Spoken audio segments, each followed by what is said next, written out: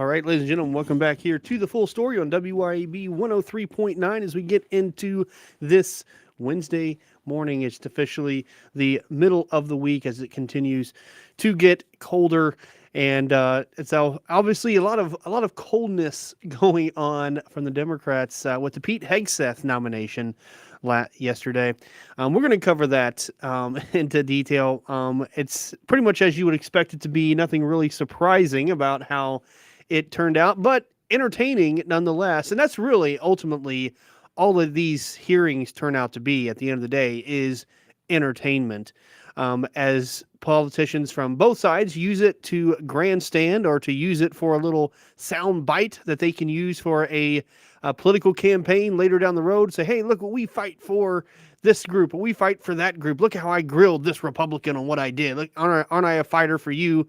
As they then get their money on backroom deals and everything else and steal their own money. But that's neither here nor there. They can have their day in the limelight. This is what senators can use it for. They know on something like a high profile nomination like Pete Hegseth, they can use it for that. So we're going to cover that. We're going to play some of those sound bites for you. Again, nothing came out of it that we didn't already know or that we didn't expect from Pete Hegseth. In fact, what I like seeing him, though, more importantly, is how that person handles the pressure, right? Are they going to bend down to the political whims of these senators, or are they going to stand their ground? Are they going to stand up for what they believe in? Are they going to back up what they believe in? Because that's ultimately, to me, the question of their character is that, yeah, I have controversial opinions, but you know what? I stand behind them 100%. Or if it was an old opinion that, look, that was an opinion I had years ago, through further evidence, I have changed that opinion, and this is why, right? Those are the kind of things that I think, to me, is important to maybe get from these things. It's not necessarily the information gained, because in today's world of 24/7 news and social media and the internet, there's not a whole lot we don't know about anybody at this point, especially a public figure, especially someone like Pete Hegseth, who's been in the public sphere for a minute now as a Fox News host and other things. That's an author. So it's not a whole lot you don't know about him. It's how he handles the pressure. What is his character under pressure? So we're gonna play some clips from that. We have there's an AP News put out a decently good, well, at least they thought it was good, kind of compilation of some things there. So we'll play those for you, mostly of Democrats, because they're the ones who are the biggest idiots when it comes to these things. They have been since the Robert Bork hearing back in the 1980s. They've really changed what these were meant to be. These hearings, which were, of course, he was a Supreme Court nominee, but same circumstance. They changed it from being about, hey, advice of the consent of the Senate. Let's figure out this guy to how many political points can I score in the next couple of days. So we're going to play some of that for you.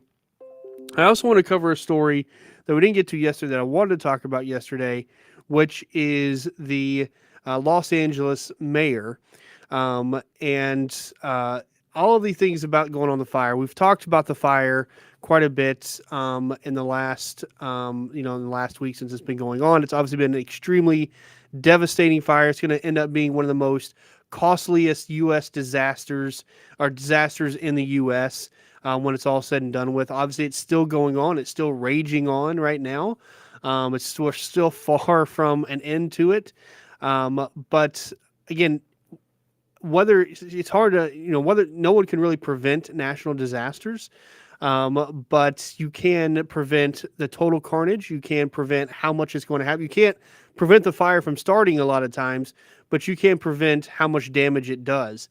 And we're going to talk about the failures of the Los Angeles mayor. Once a person who was once thought by the Democrats to be this shining star that they thought that she was going to be, and it has been some ultimate failures. We got some great video on that. As far as she had this great interview with a Irish reporter from Sky News, and it's you're going to want to see it. It's to it's very concerning. It's embarrassing and concerning. Also a little funny because I don't have to live there, but if you live there, it's just extremely concerning that that's someone who represents your city.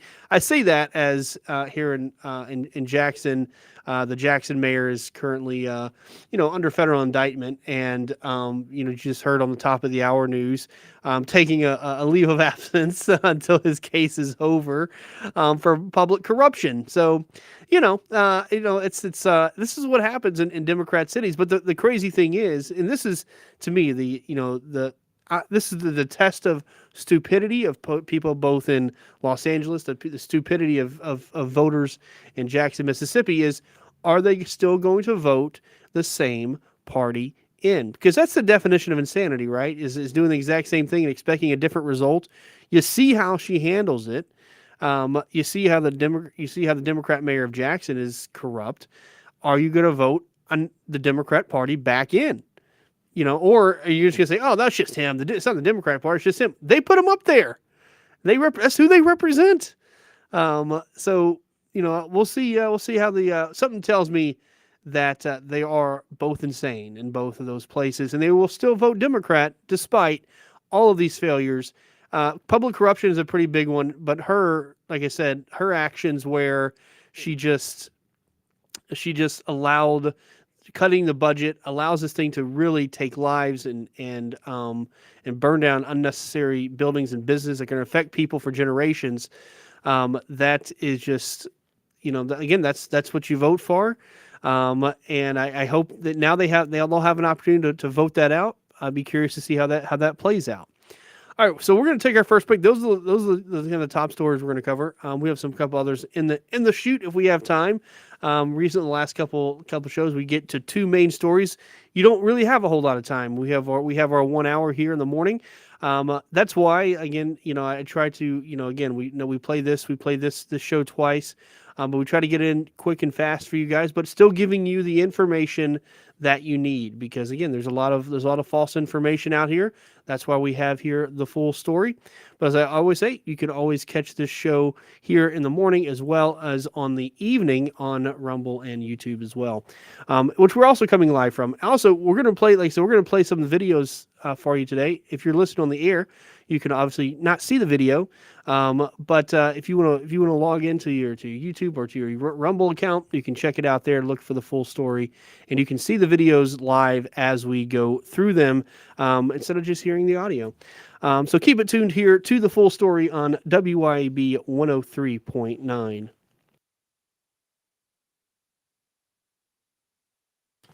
All right, ladies and gentlemen, welcome back here to the full story on WYAB 103.9 as we continue on. With our show here. And so the next thing I wanted to talk about was Pete Hegseth. So Pete Hegseth obviously being nominated as Trump's Secretary of Defense. He publicly faced senators for the first time after weeks of questions from Democrats and praise from Republicans about his unconventional resume. Hegseth, who's a former combat veteran and TV news host for Fox News, says he will be a change agent and a warrior as Republicans demand new and strong leadership at the Pentagon. Democrats say Hegseth's lack of experience running a huge department, his past comments, and allegations of excessive drinking and sexual misconduct, which they always want to bring out for everybody, make him unfit to serve.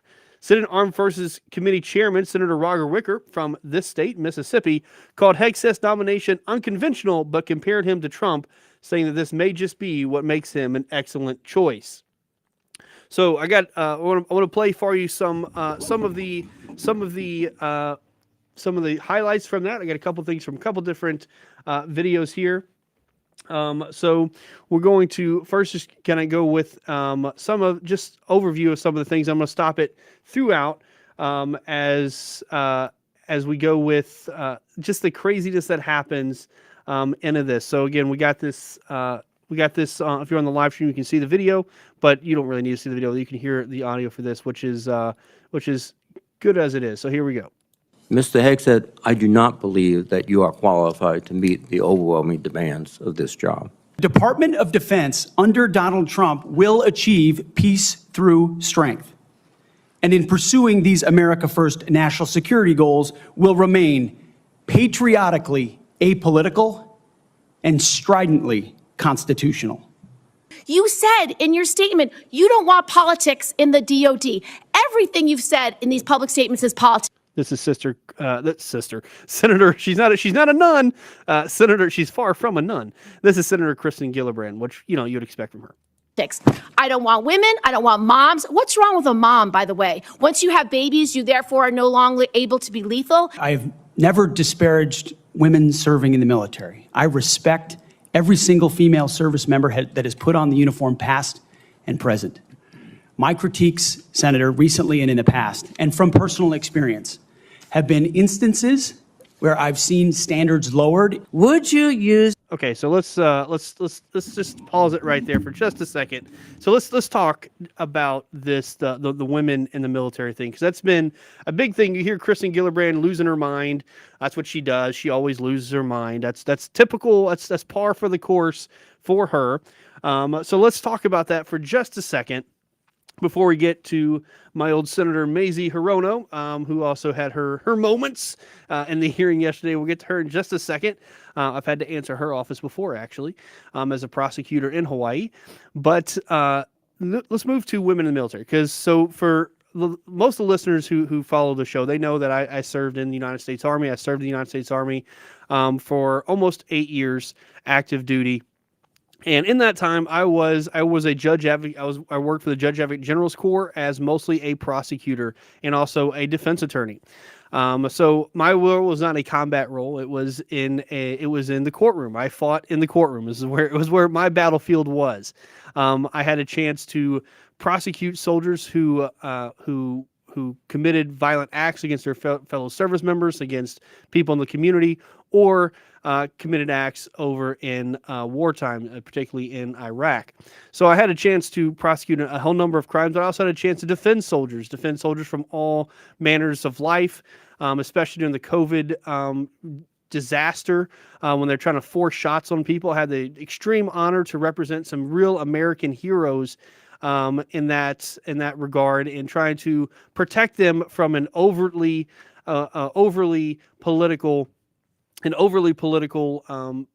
justice or DOD at that time, or Secretary of the Army, who were just trying to kick people out. So I had quite an experience, and in that time, I've worked with a number of different soldiers, male and female. So from that, I can tell you again from my standpoint, right, and also what I've seen through that, and this is from my own personal experience, right, my own observations throughout that time. So you take that as it is.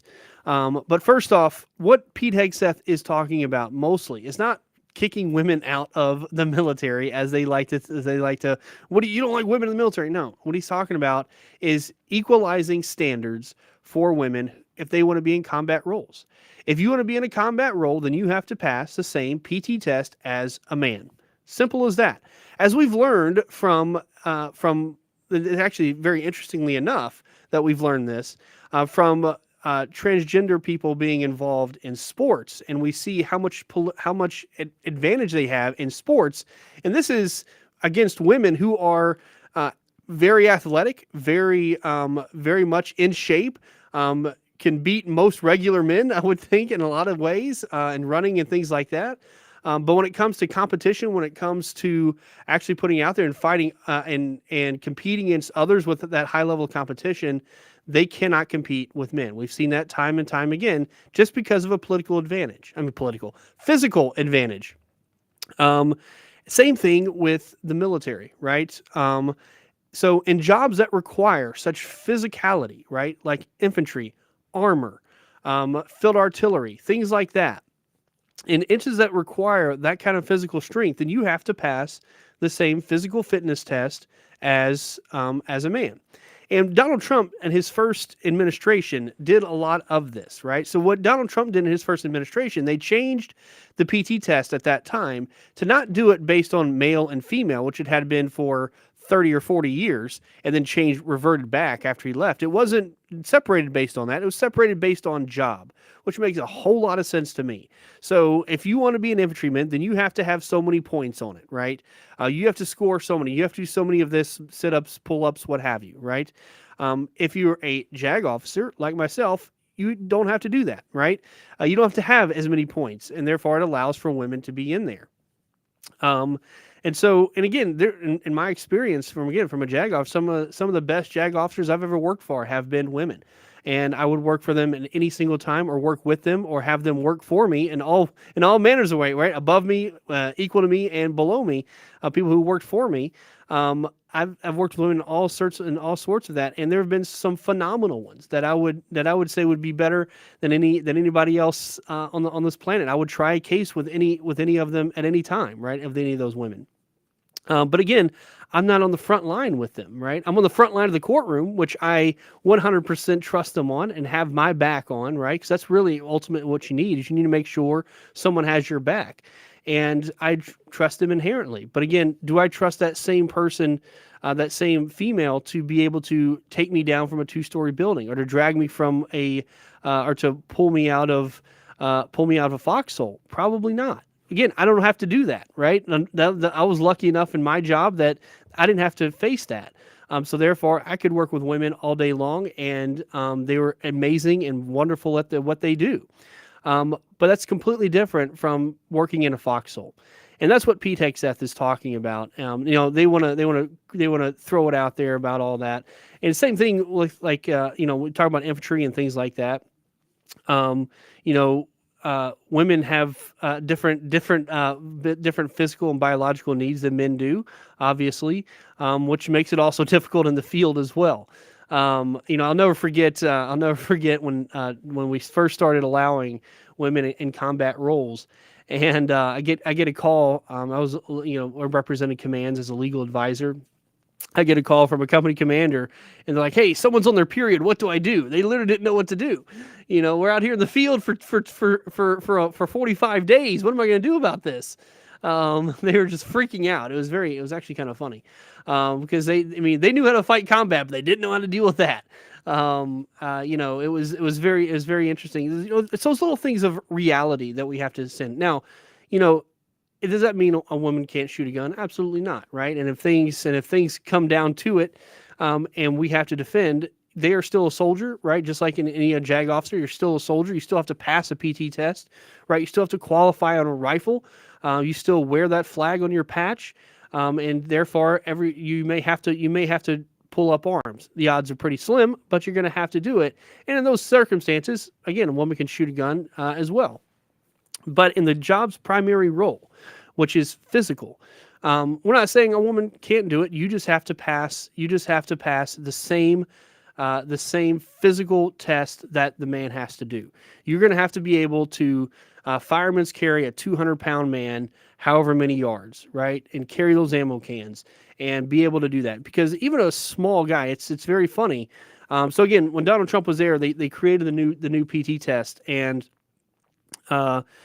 when he created that new PT test, we had this thing with you pretty much had to pull yourself up on a bar and do a curl. I can't remember they had some kind of name for it. I can't remember.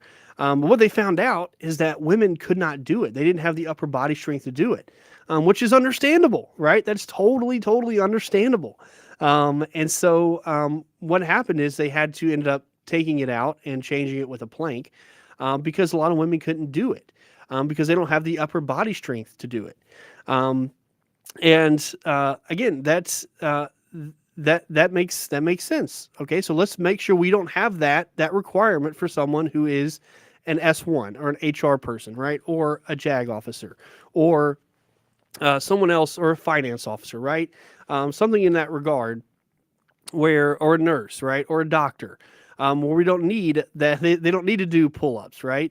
But in the infantry, they do. They have to have that upper body strength. In fact, in the FBI, they have the FBI, essentially the FBI SWAT team.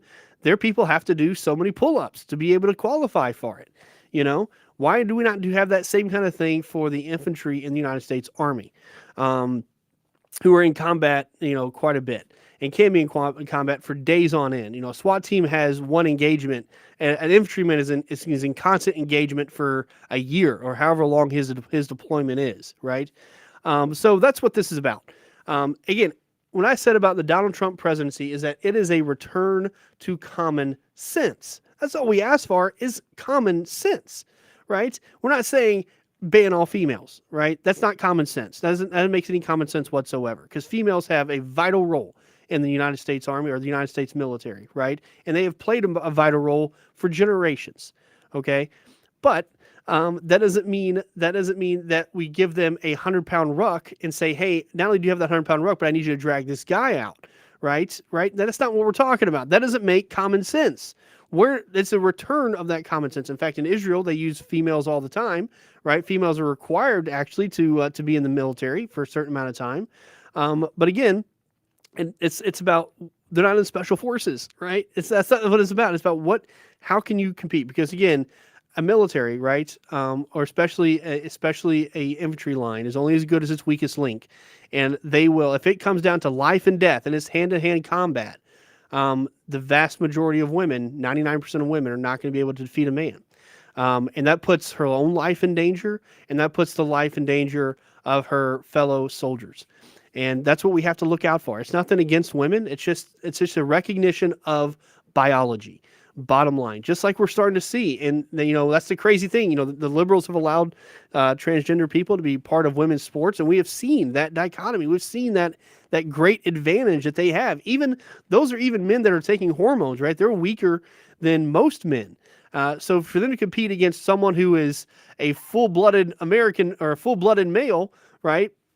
Especially we're talking a Russian, we're talking any of these people, it is going to be very, very hard for her. Okay, so I wanted to talk about that. That was I probably took a little bit longer than I should have on that, because it's a thing they keep going at with him, and they keep attacking him with. But again, all he's calling for is common sense. That's what I really like about Pete Hegseth. Is a lot of his stuff is, let's talk common sense. We want to get returned to that common sense in our military, because politics, as you heard there in the beginning, has no place in the military. And the Democrats, and again, I've seen this firsthand. This is not me just talking off my, just spouting off stuff, right? I have seen this firsthand. They have used the military as their own little political sphere and their own little political experiment, right? With transgender, with all of these crazy programs that they have put out there, right? With DEI and all of these things that just have no place for in the United States military, because things like diversity, right?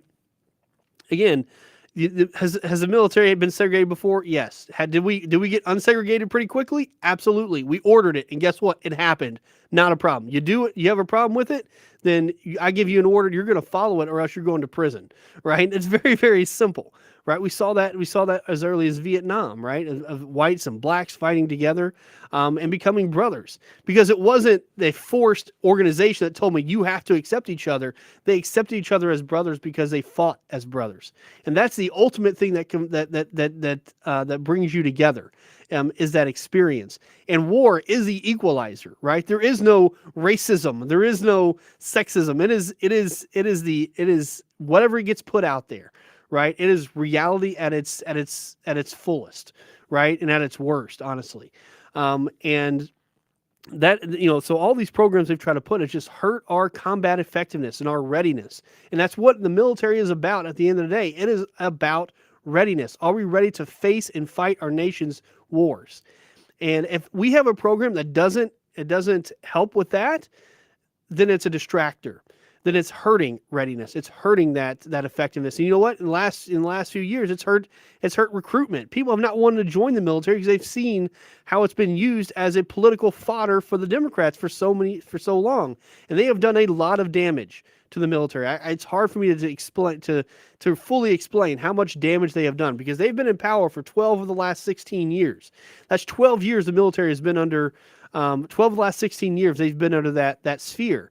That means you have whole generation of soldiers that have known really nothing but Democrats, and that is created a very difficult atmosphere. And that's why, again, our recruitment numbers have been extremely, extremely low. While people don't want to join anymore, when they told people they're an extremist. They called you to your face, you're extreme. We had to go to extremism training after January 6th and all this other craziness. They wanted to force it on you, right? Oh, you're a nationalist. You're a bad person if you're a nationalist. Like all these other things. It should have been absolutely ridiculous. Okay, we're going to take, we have to take another break right here. When we get back, I want to continue on with Pete Hegseth. But keep it tuned here to the full story on WYAB 103.9. If you want to call in during the break, number 601-879-0002.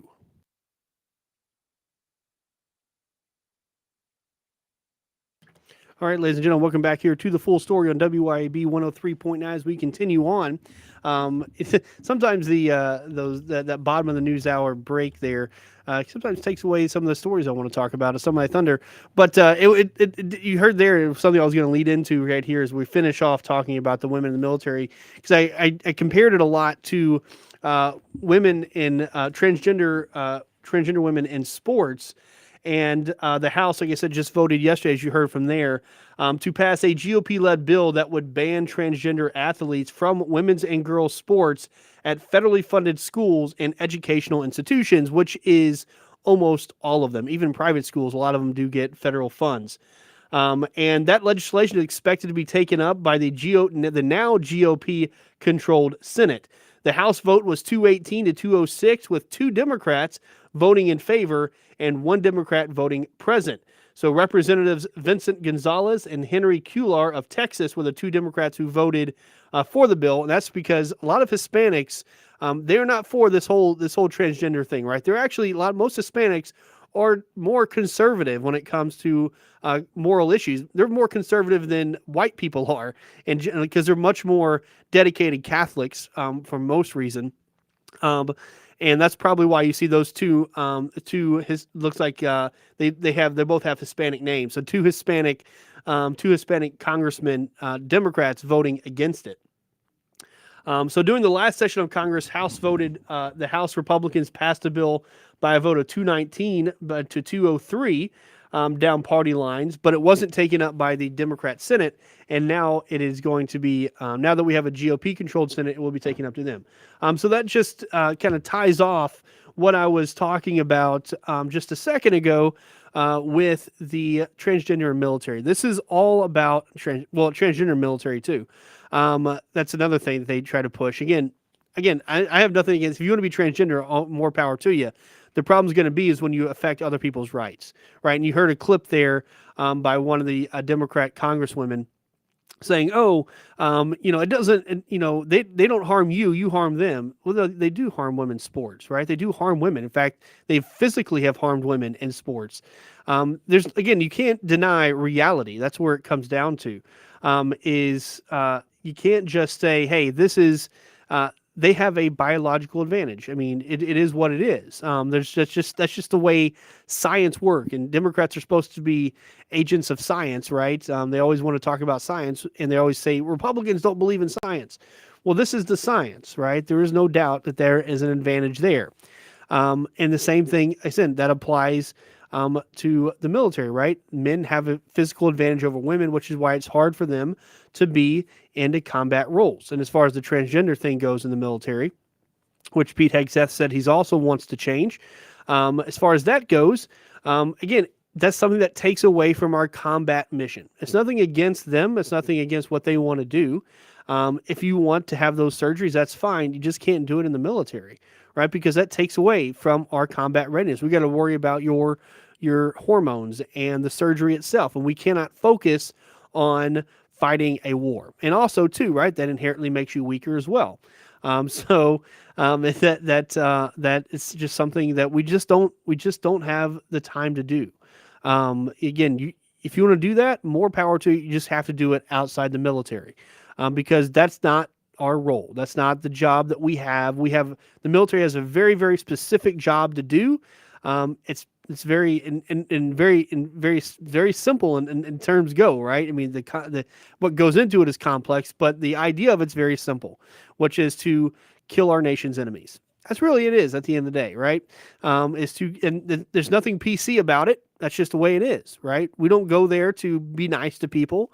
We don't be there to pat their heads. A lot of times we do that, right? That's a tertiary function. We help people out as we do it, but our primary role is to kill our enemies. Bottom line. Everything else that we do is a service or is something we do in addition to, but we have to focus on the primary duty, right? And that's a key term if you've been in the military before. What is your primary duty? And our primary duty is to seek and destroy our nation's enemies. Bottom line. If anything that takes away from that, then we need to get rid of it. Whether that's transgender, whether that's women in the combat roles, to me that includes DEI programs, all of that stuff, right? Which have really hampered down on the military. I can tell you with the DEI programs, they've created this whole complex system of investigations. And right now I represent, in my current job, I represent service members as a civilian. I represent service members as a defense attorney. And a big part of my job is fighting these frivolous complaints that people make against senior leaders. And what it does is that you do this against, say, a brigade commander. He's removed from that position while the investigation ongoing. The investigation sometimes takes 2 to 4 weeks. And you're taking a full bird colonel, for instance, a brigade commander, out of his role to worry about some stupid, sexual harassment complaint or something like that has no merit to it. It's just someone who got mad because he graded them wrong on his evaluation. So he says, "Oh, you're racist," right? So now we got to fight this for 4 weeks, and it takes someone who is a combat commander out of his role, which is something that again, it is something that takes away from that readiness. Okay, let's get back to other stuff on the Pete Hegseth confirmation. Looks like as we're coming out of time, we're not going to have time to go to the LA mayor, but I do want to get to her. Hopefully, we'll get to her tomorrow. But let's get over to continue on with the things. We get to Mazie Hirono, who is the senator from Hawaii. And she had quite a showing yesterday. So we got just a highlight from her as I just want to bring it right back to get to her here. Okay, here she is. Would you use our military to take over Greenland or an ally of Denmark? Senator, one of the things that President Trump is so good at is never strategically tipping his hand.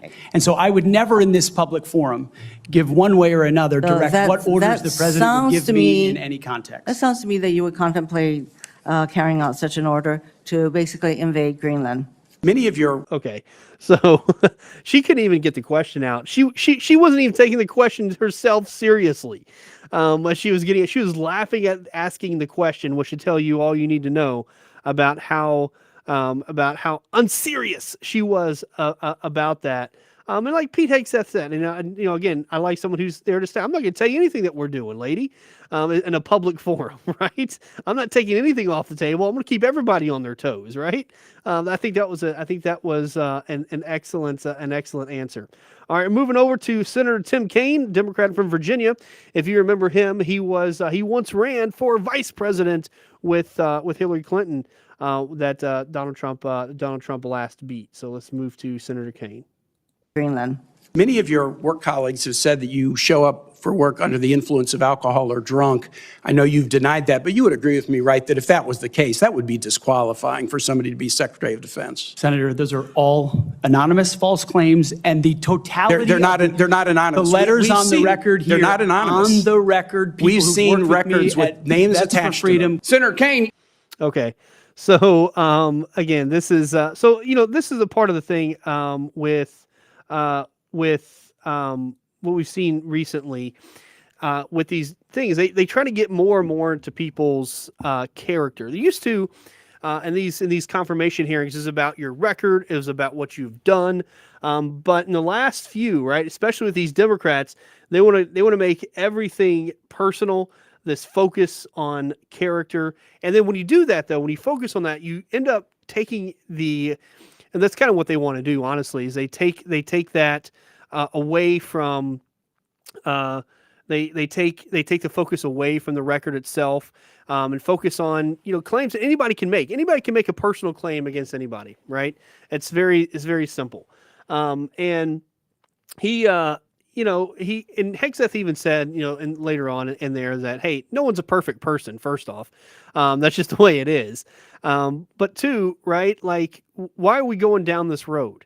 This is not what we're talking about. That we're here to talk about how I can be Secretary of Defense, and you want to talk about anonymous claims, as he said, or even if it's not anonymous. Even if we take Tim Kaine at his word, okay, and play devil's advocate, even if it's not anonymous, it's what I just talked about, right? With these stupid complaints that happen in the military all the time, right? People make these complaints, and it just bogs down the system, because it's unless you have legitimate proof of it, it's just claims that anybody can make. Anybody can make a claim about me. If you're listening to the radio, it's like, I'm going to make a claim about Matthew Bishop, right? He did this or that or whatever. You can go and do that, right? And what am I going to do? I don't even know this person. Who is this? And like, we have this claim right here. This person that's, John Doe said this about you, and why would you do this? I was like, well, how can I defend it against something that's completely made up, right? Except say it's completely made up. That's the best way that you can do it. Okay. I want to move now to the senator from Oklahoma, which I stopped just a second ago. So this is if I can get it played. Kaine, or I guess Senator Mullen, sorry. I better use the senator from Virginia, starts bringing up the fact that what if you showed up drunk to your job? How many senators have showed up drunk to vote at night? Have any of you guys asked them to step down and resign from their job? And don't tell me you haven't seen it, because I know you have. I don't want a long answer. Yes or no? So sorry, I just had to play that little response that he had, because I thought that was funny. Again, let's bring it back here. Like, let's talk about reality, because you want to attack someone without looking at yourself. Okay, I have Senator Tammy Duckworth next. And she's going to be the last one. Have you led an audit of any organization of which you were in charge? Senator, in both of the organizations I ran, we were always completely fiscally responsible. Yes or with the no? money Did that you we lead had. an audit? And the way yes my or leadership no? has Did you been lead an audit? stated Yes or has no? been completely What are you afraid of? You mischaracterized. can't answer this question. Yes or no? Did you lead an audit? Do you not know this answer? Senator, every Yes or part no? of my leadership Yes of these or no? organizations, Yes or no? I'm not a perfect person. All right. I've never seen someone so aggressive about an audit. I've run two organizations, lady. Right? I've done this before. She's very angry about that. But again, that's just how they want to look.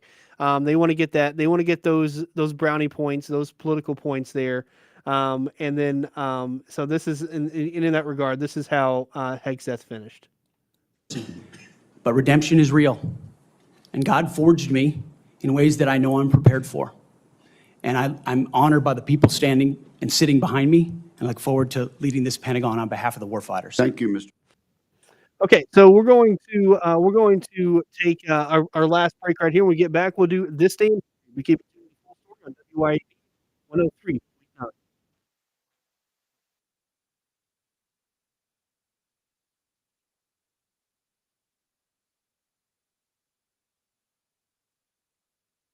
All right, ladies and gentlemen, welcome back here to the full story on WYAB 103.9 as we get to this day in history. So on this day, January 15th, 1967, the very first Super Bowl number 1, was played between the Green Bay Packers and the Kansas City Chiefs at the Los Angeles Memorial Coliseum in Los Angeles, California. The final score was Green Bay Packers 35, Kansas City Chiefs 10, and it was played with the Bart Starr, who is the Packers quarterback, became the MVP after completing 16 of 23 passes for 250 yards and 2 touchdowns, with Max McGee, a backup wide receiver, stepped in due to injuries for some other people in Green Bay, caught 7 passes for 138 yards and 2 touchdowns. Interestingly enough, this was the first game to pit the AFL against the NFL, broadcast on both the NBC and CBS, who each had rights to the NFL and AFL separately. Only 61,000 people or 62,000 people showed up, and over 30,000 seats were left empty, despite now being years on the wait list. All right, that's all I have for you guys today. We'll see you again tomorrow. As always, you can find this and all of our previous episodes on regulatorsproductions.com. But until then, my name is Matthew Bishop, and you have heard the full story.